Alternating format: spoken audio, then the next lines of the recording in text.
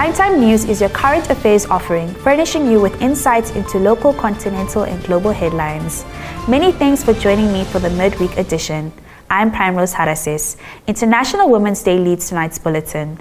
President Dr. Hage Geingob says no field of study should be off limits for women and girls. Geingob said this in a statement today, celebrating and honoring International Women's Day, held under the theme Digital Innovation and Technology for Gender Equality. Selima Shimwefileni Masipa reports. President Dr. Hage Geingob said harmful practices against women include the scourge of gender-based violence, undermine the dignity of women, and stun their advancement in society. The head of state added that notwithstanding the strides Namibia has made with women occupying important decision-making and management positions in the public and private sectors, International Women's Day is a sharp reminder of the need to redouble the nation's efforts towards the goal of gender equality. Furthermore, Geingob said the theme is timely in advocating for an end to persisting discrimination against women and girls pursuing science, technology, engineering, and mathematics-related fields. Reporting for Nampa News, Selima Shimwefeleni Masipa. Staying atop International Women's Day, delivering the keynote address at the commemoration of International Women's Day in Swakopmund, Deputy Minister of Gender Equality, Poverty Eradication and Social Welfare, Bernadette Jager, said more needs to be done to ensure inclusivity of women in information communication technology at all levels in order to achieve gender equality. Let's listen into what the Deputy Minister had to say. The theme for this year is Digital Innovation and Technology for Gender Equality. And the purpose of this theme is to explore the impact of the digital gender gap on widening economic and social inequalities. This theme also highlights the importance of protecting the rights of women and girls in digital spaces and addressing online and information and communication technology facilitated gender-based violence, especially that which affects our young girls. We need to initiate programs aimed at increasing women's access to media products and information and communication technology resources and knowledge, particularly in rural areas where the majority of the population is female and has limited access to media. We need to develop knowledge and skills aimed at preventing and eliminating gender-based violence facilitated through technology. We need to strengthen measures aimed at addressing women's and girls' barriers to digital inclusion. We need to encourage gender-balanced, cross-functional innovation and involve women and girls in ICT at all levels in order for us to achieve our desired goals on gender equality. We also take this opportunity to extend our appreciation to all women from the land of the brave and beyond. Continue shining and impacting the world. Shifting focus onto Namibia-Tanzania bilateral ties, Executive Director in the Ministry of International Relations and Cooperation, Penda Nanda, says bilateral relations between Namibia and Tanzania are excellent. He, however, stressed that more needs to be done in the area of trade and investment. Opening the third three-day session of the Namibia and Tanzania Joint Commission of Cooperation today, Nanda said he is convinced that the discussions will be geared towards strengthening bilateral cooperation with emphasis on socio-economic issues. Let's listen in. The third three-day session of the Joint Commission of Cooperation was earlier today launched by the Executive Director and the Ministry of International Relations and Cooperation, Penda Nanda. In his address, Nanda expressed his confidence that the discussions in the session will be geared towards strengthening bilateral cooperation between the two countries with a focus on socio-economic issues.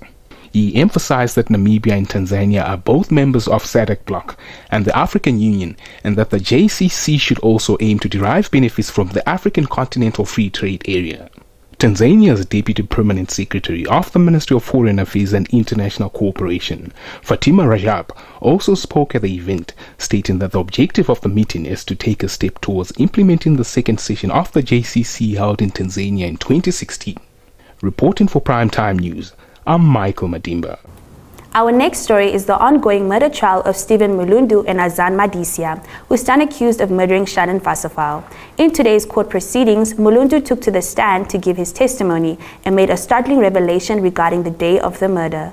Mulundu stated that he advised his sister Madisia to call the police after the murder took place. More from this report. According to Mulundu's testimony, Madisia was hesitant to call the police, fearing she would be arrested. Mulundu then suggested calling an ambulance instead. However, Madisia reportedly replied there would be a lot of questions. Mulundu also testified that her sister requested his help in loading the victim's body into a work pickup as they needed to move the body somewhere else. The pickup was parked in the garage of Madisia's flat, located at the back of her grandmother's house. The trial is continuing, and Mulundu's testimony was given under cross-examination by his lawyer, Tanya Klazen.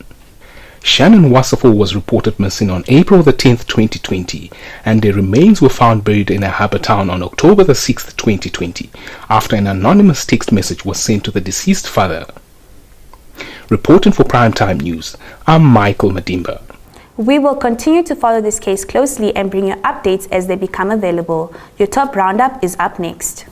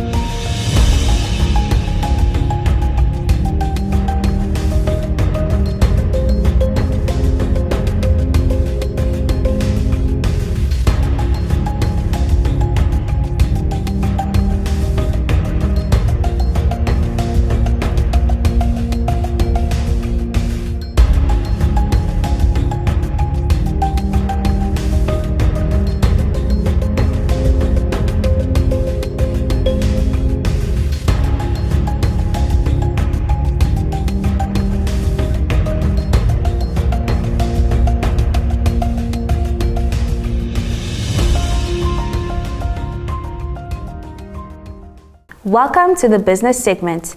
Deputy Leader and Chief Strategist of the Landless People's Movement, Henny Sabib, expressed concern with the happenings in Namibia's business sector, saying that there is noticeable exclusion and corruption in the sector, which has led to the demise of entities such as Air Namibia. Speaking in the National Assembly on Tuesday, Sabib said the proceeds made from the sales of national resources as well as national partnerships should be nationalized to benefit all citizens. Let's listen in.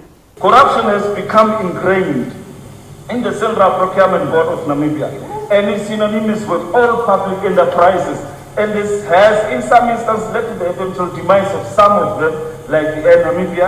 And corruption has also found a niche market in the diamond sector and the lithium industry and generally in the mineral resource sector. There is so much neo-patrimonialism and exclusion going on in the business environment in Namibia. Amongst the top SWAPO companies deriving benefits from state capitalism and state procurement are Kalahari Holdings. The immediate chairman, Dr. Kalonji Shangula, is here. He will attest to it. Zebra Holdings and Serek, and some of the entities involved in the green hydrogen project. What is more painful is the fact that Malitrans Namibia is in bed with Kalahari Holdings owning a stake in its operations. It is time to internationalize our struggle. It is time to enter the world corridors of power, calling for divestment in certain quarters and sanctions. Those Malitrans shares that SWAPO owns through Kalahari Holdings must be nationalized so all Namibians benefit, since the public are the ones subscribing to it without any political divide. Switching to neighboring South Africa, where the country's Minister of Mineral Resources and Energy, Gwede Mantashe, says African countries should address energy deficiency and promote the transition to low-carbon energy sources to grow their economies. More from this report. Speaking at the 2023 Africa Energy Indaba, which kicked off on Tuesday in South Africa's coastal city Cape Town, South African Minister of Mineral Resources and Energy, Gwede Mantashe, said over 6 million Africans have no access to electricity, which contributes to the continent's underdevelopment. Mantashe urged African countries to work together and mobilize financial support to solve Africa's energy challenges, which include the lack of infrastructure, noting that the African continent is well positioned to meaningfully benefit from the just energy transition era due to its endowment with the mineral deposits. The 2023 Africa Energy Indaba, which will end on Thursday, is set to discuss solutions to address Africa's energy challenges and how to advance the transition from coal to clean energy without affecting the economies of African countries, according to the organizer. Reporting for Nampa News, I'm Selima Shimwefeleni Masipa. With the business segment, we have come to the end of the top segment for this evening. Stay tuned for the economics roundup, followed by the weather forecast.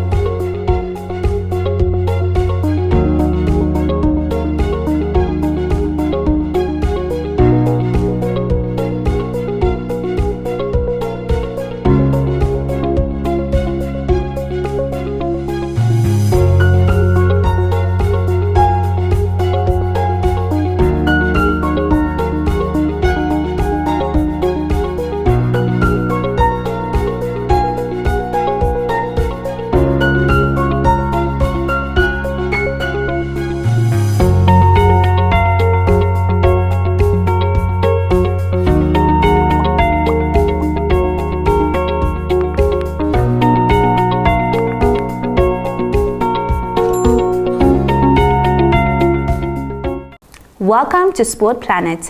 In tonight's sport update, we have some exciting news from the world of swimming. A team of 7 talented Namibian swimmers aged between 9 and 13 have made the country proud by winning a total of 18 medals at a South African Level 2 regional championship. The championship, hosted by Tshwane Aquatics on behalf of Swimming South Africa and Athletics Gauteng, saw a record 1,690 entries from 600 swimmers competing over the weekend in Pretoria. Representing the Namibia Swimming Federation, the 7 young swimmers showcased their skill and grit, winning an impressive 5 gold, 6 silver and 7 bronze medals. Their outstanding performance placed them 15th out of the 58 clubs that participated in the championship. Congratulations to these talented swimmers on their fantastic achievement. We look forward to seeing more great things from them in the future. The 21st edition of the Namibian Newspaper Cup tournament was launched on Tuesday in Otjiwarongo. Marlene Bakera, chairperson of the Ojo-Vunjupa Regional Council, officially launched the event at a local hotel. Bakera announced the tournament will be held at the Parese Sports Complex from the 7th to the 10th of April 2023. The football and netball tournament is expected to draw around 500 regional participants and their officials. Stay tuned for more updates on this exciting event. Up next is your sports roundup.